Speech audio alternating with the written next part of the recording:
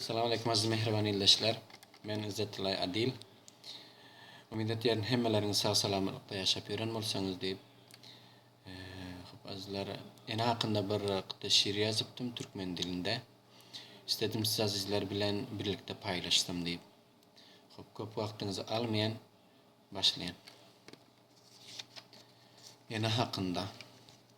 Alımlar, şairler ene hakynda yazdılar yazgılar doğru vasfında. Eneler aslında, erler neslinde doğulmuş bizi hem erler doğundur. Erinen batılan boynun boğundur. Enecim sen maňa janyňy dözýän, filtrlep janymdan mikroplar süzýän, kanım bilen bile damarda yüzýän, barlygyň barlaýyp çäksiz büýsanýan. Gurbatda men amma mehrin küýsenýän. Öğrendim mert bolup ýaşaýşy sizden, ýaşaryp sağ gözüň razyn çep gözden.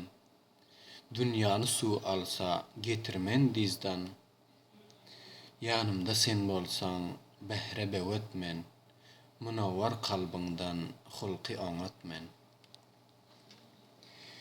Tört sancık beyt bilen wasfyň tükenmez, bütün älem rulyň bilmez üýkenmez.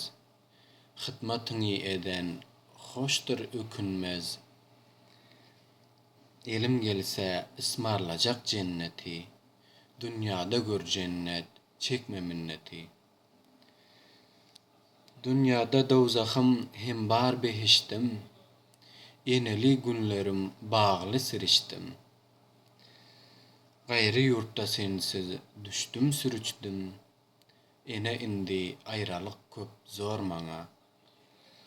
Her nefeste adil, ören zar sana.